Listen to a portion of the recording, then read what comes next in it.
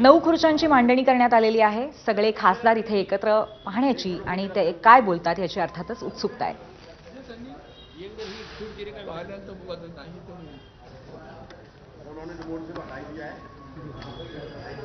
अरविंद सावंत यांच्या निवासस्थानी पत्रकार परिषद होतीये।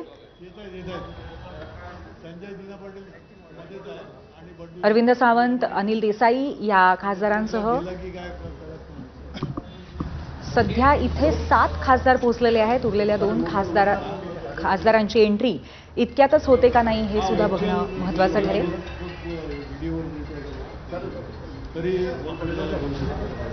राजाभाऊ वाजे, नागेश अष्टीकर, संजय देशमुख, अरविंद सावंत, अनिल देसाई, ओमराजे निंबाळकर हे खासदार आपण या दृश्यांमध्ये पाहू शकतो।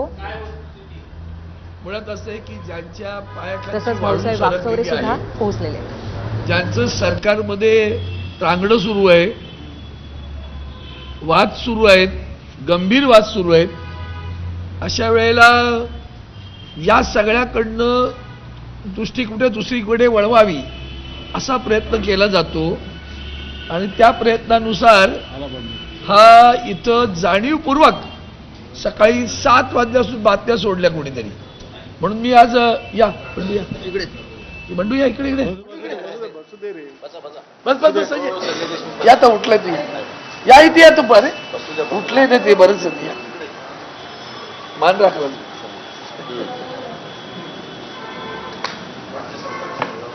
आपल्या सर्वांना माहिती बरं परत करूया आपण सर्वजण जाणता की सकाळपासून एक अशा प्रकारच्या बातम्या पसरवल्या जात आहेत आणि मुळात ज्यांच्या पायाखालची वाळू सरकलेली आहे, ज्यांच्यात एकमत नाही, सुसंवाद नाही किंवा विसंवाद सुरू आहे, सरकारमध्ये एवढ्या मोठ्या संख्येनं येऊन सुद्धा रोज नवीन नवीन बातम्या आहेत, अनेक मंत्री गटांगळ्या खात आहेत आणि अशा वेळेला मग या सगळ्या बातम्या सातत्यानं दिसत असताना मग कुठं त्याला डायव्हर्ट करायचं म्हणून कुठेतरी ही मुद्दाम पुढे सोडलेली आहे। आपल्याला माहित असेल की काल सुद्धा लोकसभेमध्ये शिवसेनेच्या कार्यालयाचं उद्घाटन झालं। आम्हाला शिवसेना उद्धव बाळासाहेब ठाकरे पक्षाला नवीन कार्यालय मिळालं, त्याचं आम्ही उद्घाटन केलं। तेव्हाही सगळे खासदार हजर होते। आताही हे 9च्या 9 खासदार हजर आहेत इथे।